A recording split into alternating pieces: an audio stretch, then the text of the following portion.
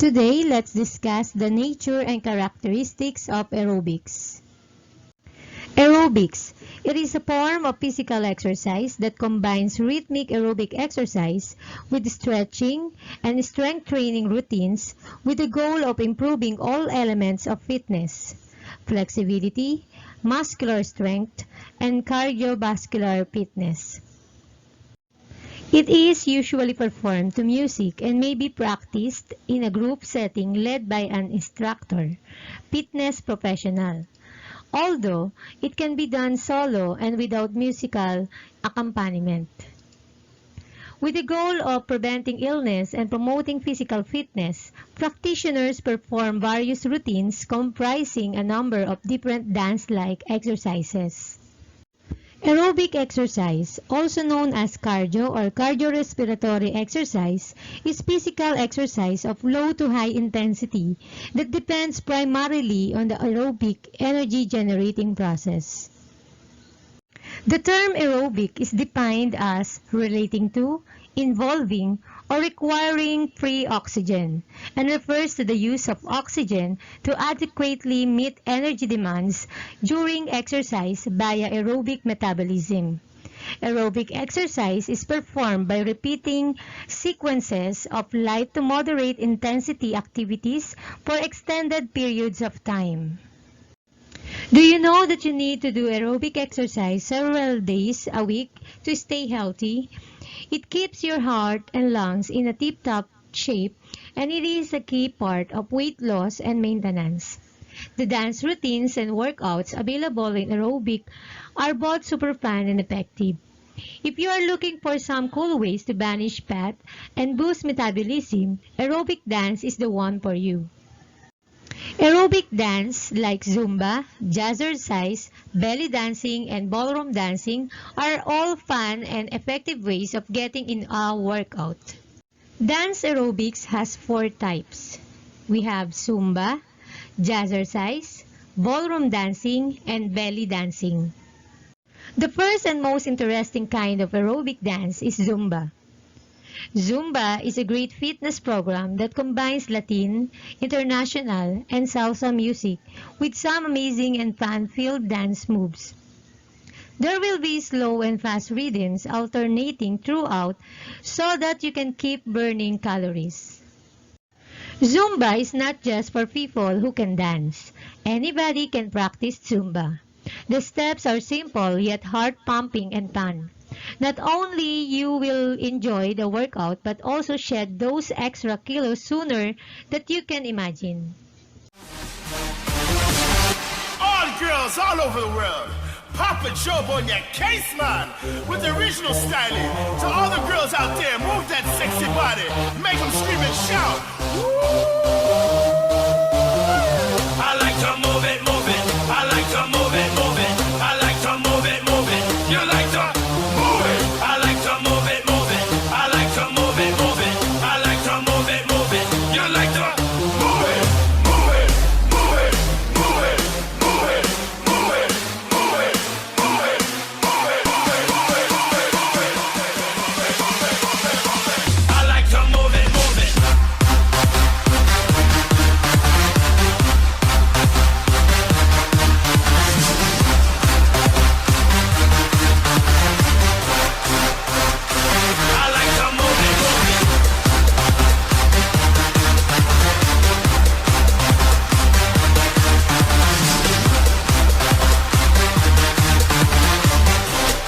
to move it, move it. All girls all over the world, Papa Job on your case, man, with the original styling. To all the girls out there, move that sexy body, make them scream and shout. Jazzercise is the original dance party workout. Blending dance with pilates, yoga, kickboxing, and strength training, one 60-minute session can burn up to 800 calories. Jazzercise is famous since 1970s. This workout is effective, heart rate elevating, and has a great combination of cardio and resistance training.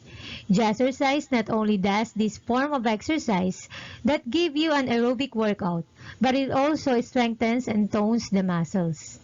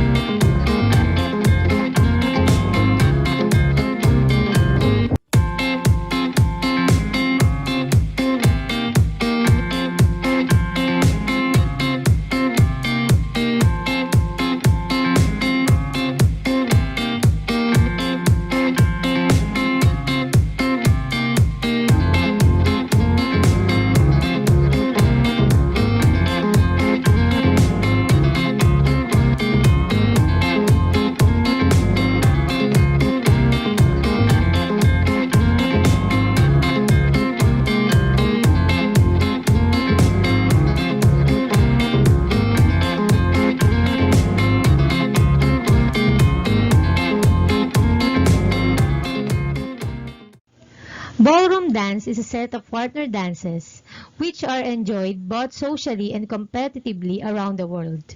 Using step patterns, move rhythmically, expressing the characteristic of music. Popular ballroom dances from different parts of the world include waltz, tango, rumba, swing, and quick step. Although ballroom dancing may not be the most strenuous aerobic dance to do, it is surely full of benefits. The only downside with this dance form is that you cannot do it alone. You need a partner for the purpose. Ballroom dancing consists of two styles, the smooth or standard and the rhythm or Latin. The smooth standard style focuses on the elegance, grace, and fluidity of movement.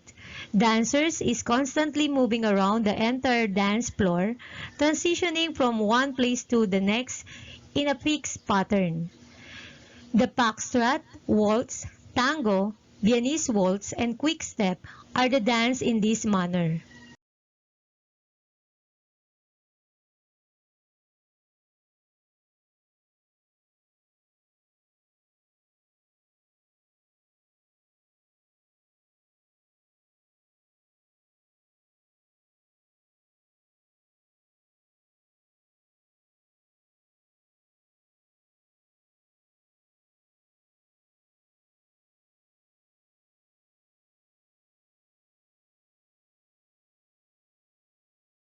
The rhythm or Latin style focuses on the display of vibrant energy and a personal flair. The couple's dancing pattern is syncopated to the rhythm of the music. The couple usually dances in one spot of the dance floor. Included in this style are the East Coast swing, jive, rumba, bolero, cha-cha-cha, mambo, samba, and paso doble.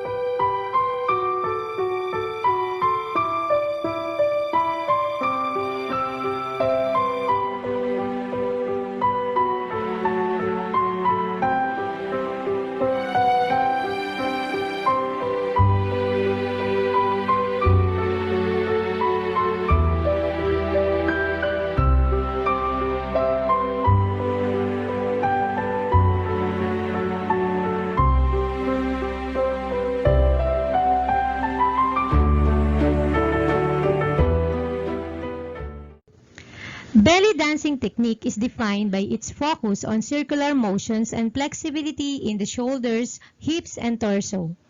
It is particularly good workout for the core muscles, and it also tones and strengthens the arms and legs.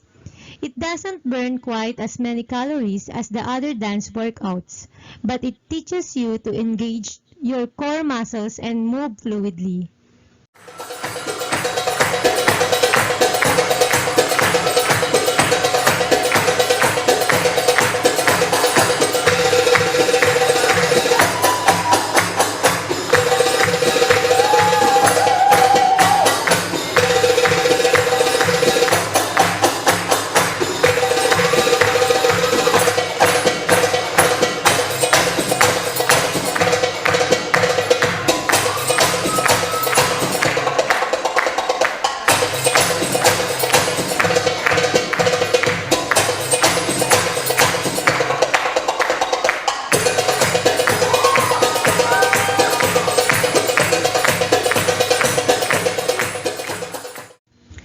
The following are the benefits of doing regular aerobic exercise. Strengthening the muscles involved in respiration to facilitate the flow of air in and out of the lungs. Strengthening the enlarging the heart muscle to improve its pumping efficiency and reduce the resting heart rate, known as aerobic conditioning, strengthening muscles throughout the body, improving circulation efficiency and reducing blood pressure, increasing the total number of red blood cells in the body, facilitating transport of oxygen. It also improves our health or mental health, including reducing stress and lowering the incidence of depression. It reduces also the risk for diabetes. It burns body fat while building leaner muscle. It also improves our mood, weight management, promotes better sleep, cardiovascular adaptations, and also has many health-related benefits. Aerobic exercise includes any activity that gets you breathing heavier, your heart beating faster, and your muscle working harder than when you are at rest. The benefits of aerobic activity are felt throughout your entire body. It is essential to keep safety in mind when doing any type of physical activity. To stay safe during aerobic exercises, remember the following. Always check with your medical provider before starting a new physical activity routine. Start slow and build up to your desired level of intensity in your activity. Always stretch, doing warm-up and cool-down exercises before and after aerobic exercise. Wear a proper attire and shoes during the exercise. Stay hydrated. Drink plenty of fluids and water before, during, and after aerobic exercise.